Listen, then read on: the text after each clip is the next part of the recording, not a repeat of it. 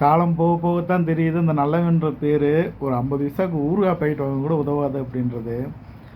Operation பண்ணதுலேருந்து நான் அனுபவிக்காத வேதனையே கிடையாது. ஏன்னா நல்லா தூங்கிக்கிட்டு இருக்க நேரத்தில் என்ன ஆகும் அப்படின்னா, இந்த இடம் வந்து அப்படியே ஒரு மாதிரி பல்ஸ் ஆக ஆரம்பிக்கும்.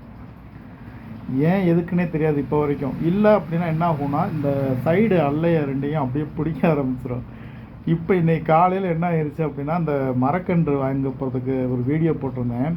இந்த வெயிலில் போயிட்டு வந்ததுக்காக என்ன ஆகிப்போச்சு அப்படின்னா, காலோட கீழ் பாதம் இருக்குது பாருங்கள், அதாவது இந்த இருக்குது பாருங்கள், இங்கேருந்து இந்த இடத்துல இந்த நரம்பு இந்த இருக்குது பாருங்கள், அச்சிருக்கா, இந்த நரம்பு என்ன ஆயிடுச்சுன்னா அப்படியே உள்ளே போய் இந்த இடம் பள்ளம் ஆயிடுச்சு. இவ்வளோ பள்ளம் என்ன பண்ணுறதுன்னு ஒன்றுமே தெரியல. இப்போ இந்த கையை இப்படி கொஞ்சம் இப்படி இறுக்கி மடக்கணும்னா அந்த அது எப்படி சொல்கிறது, அந்த குரக்கு பிடிக்கிறதுன்னு சொல்லுவாங்க சின்ன வயசில், அது ஃபுல்லாக இப்போ வருது.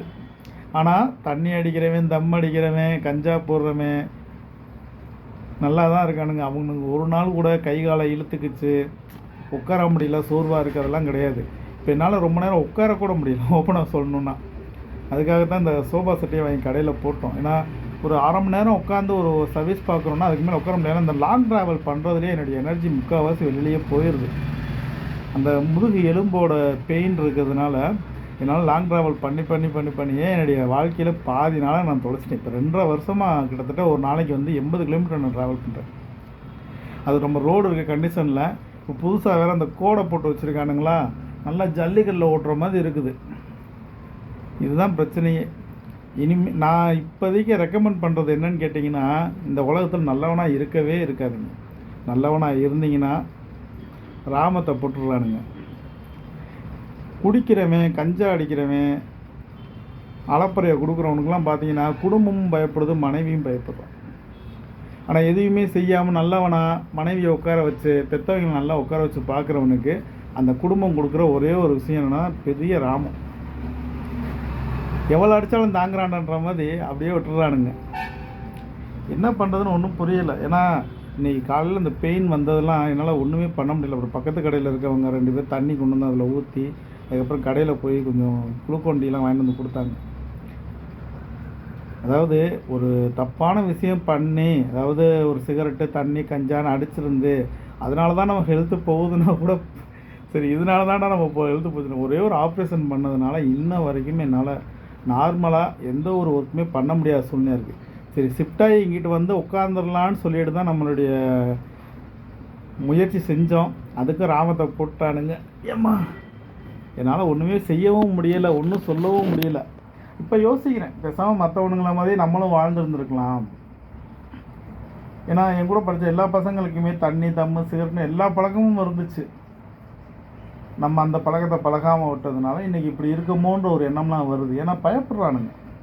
ஃப்ரெண்டு வீட்டிலலாம் தண்ணி அடிப்பான், அவனை பார்த்த உடனே அவங்க வீட்டில் அவ்வளோ பயப்படுவாங்க. ஐயோ நம்ம பையன் வந்துட்டான், கறி எடுக்க, மீன் எடுக்கன்னு அவ்வளோ தூரம் பண்ணுறாங்க. என் ஃப்ரெண்டு ஒருத்தன் வீட்டில் இல்லை, எல்லார் வீட்லேயும் இது நடக்குது. அதே மாதிரி பைக்லாம் பார்த்தீங்கன்னா எதுவுமே பாதி பேர் உழைச்சுவாங்க, அதெல்லாம் கிடையாது. எல்லாம் அப்பயாத்தா சேர்த்து வச்ச காசில் சண்டை போட்டு வாங்கி அதில் ஆக்சிடெண்ட் ஆகி கிடப்பான். அதுக்கும் அவங்க தான் பார்ப்பானுங்க. இவங்களுக்கெல்லாம் செலவு வைக்காமல் இத்தனை வருஷத்துக்கு நம்ம இந்த கவர்மெண்ட் ஸ்கூலில் படித்து ஒரு சொந்தமாக ஒரு தொழிலை வச்சு அதில் சம்பாரித்த காசில் இவ்வளோ தூரம் பார்த்துட்டு கடைசியில் என்னால் பார்த்துக்கவே முடியலை. ஒரு நேரம் சாப்பாடை தள்ளி சாப்பிட்டுட்டோம் அப்படின்னா கை கால் நரம்பெல்லாம் பிடிச்சி இழுக்க ஆரம்பிச்சிருது. நேற்று நைட்டு ஆக்சுவலி சாப்பிடல. என்னன்னு கேட்டிங்கன்னா, பக்கத்தில் இந்த சப்பாத்தி போட்டானுங்க. சும்மா இருக்க மாட்டாமல் ஒரு 5 சப்பாத்தி வாங்கி சாப்பிட்ருவோம். நைட்டு கொஞ்சம் டயட்டு. உனக்கே எனர்ஜி இல்லையடா விளக்கணும், உனக்கு எதுக்கு டயட்டு? இப்போ யோசிக்கிறேன், நேற்று நைட்டு சாப்பிடாதனால சரியாக காலை பிடிச்சி நீ இழுத்து மரண வழியாகிடுச்சு எனக்குலாம். ஸோ முடிஞ்ச வரைக்கும் எங்கள் தமிழம்மா சொல்லுவாங்க, 8th படிக்கும்போது களவும் கற்றுமற எல்லாத்தையும் கற்றுக்க, ஆனால் விட்டுரு அப்படின்வாங்க. அவங்க சொல்லும் போதெல்லாம் தெரியலை. இப்போ நான் யோசிக்கிறேன், ஒருவேளை நம்மளும் கொஞ்சம் அடாவடியாக இருந்திருந்தா, நம்மளுக்கும் கொஞ்சம் பயம் இருந்திருந்தா, அதனாலையாவது நம்ம சம்பாரிச்சாவது நம்மளுக்கு கையில் நின்றுருக்குமோ. ரொம்ப ஏளனமாக பண்ணுறானுங்க. ஏன்னா நம்மளுக்கு அப்படியே இருந்து பழகிட்டோம். யாராவது ஏதாவது பிடிங்கிக்கிட்டு உனக்கு கிடையாதுன்னு சொன்னால் சரி பரவாயில்ல அப்படின்னு இருந்து பழகிட்டோமா, அதே பழக்கத்துக்கு திருப்பி மைண்ட் வந்துக்கிட்டே இருக்குது, போனால் போட்டோம் அப்படின்னு. ஆனால் இப்போ நம்மளுக்கு ஒரு பிரச்சனைன்னு வரும்போது, அதாவது என்னுடைய உடல்நிலைக்குன்னு ஒரு பிரச்சனைன்னு வரும்போது யோசனையாக இருக்குது. இவ்வளோ கஷ்டப்பட்டு வீட்டையும் கட்டி போட்டு இடத்தையும் வாங்கி போட்டுட்டு எதுக்குல நாயா அலைஞ்சிக்கிட்டு இருக்க அப்படின்ற எண்ணமும் வருது. இது எங்கே போய் என்னன்னு என்னைக்கு முடிய போகுதுன்னு தெரியல. பார்ப்போம். நல்லவனா மட்டும் இருக்காதீங்கடா.